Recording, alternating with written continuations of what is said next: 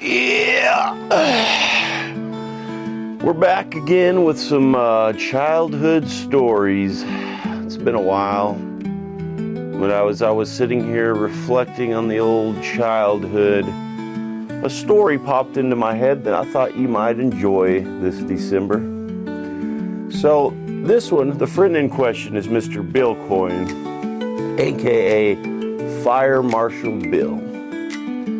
So this story was a long time ago. I'm sure he won't mind me telling it, and we're both guilty here.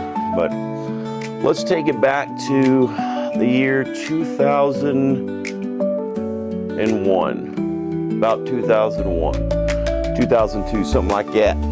So we were freshmen at Lee Junior High School, back when it was called Lee Junior High, way back in the day. And old Bill Coyne and I had become good buddies.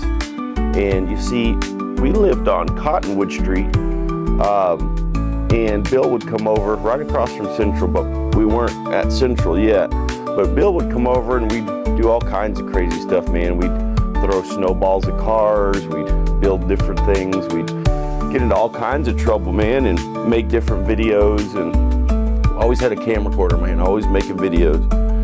And we had a buddy who lived about 5 or 6 blocks down the road. Tony Morales lived on Jefferson, North Jefferson. And we went over to Tony's and we'd hang out and do all kinds of goofy stuff over there. And there was this abandoned house right next to Tony's house, right next to his mom's house. 3-story old house. In fact, an old friend of mine and Tony's named Bobby Owen used to live there. He moved back in 5th grade or something, 6th grade. But since he moved, that house had been abandoned. And you see, my buddy Bill was a bit of a pyromaniac. And so we got bored and we're sitting around. So this house is right next door to Tony. So we head over there and the door's kind of just barely hanging on by a thread. So we push our way in. And it was just some old furniture in there, cobwebs. I mean, it was dark. I remember the sun was just going down, and there were these old curtains. There were these old, like, golden curtains. Real, like, the texture was almost like a wool or something. I don't know, it was weird. Maybe some kind of polyester, definitely flammable. And so Bill starts lighting one of the curtains on fire, and we're just messing around. He lights it on fire and then puts it out, lights it on fire, puts it out, lights the couch on fire, puts it out. And we're having a good time, you know? Just a couple of 15-year-old boys having a good time. Those were the days. And anyway, so we do that for about 5 minutes and we walk out and it's getting late, so we walk home. We say, all right, Tony, we'll see you later. So we walk home back to Cottonwood.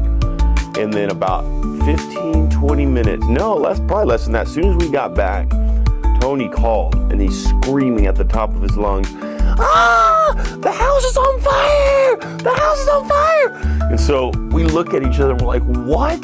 So we take off running back over the 6 blocks over to Jefferson Street. And sure enough, just as soon as we got 2 or 3 blocks away, you could see huge flames in the sky. I mean, because this house was big, 3-story house.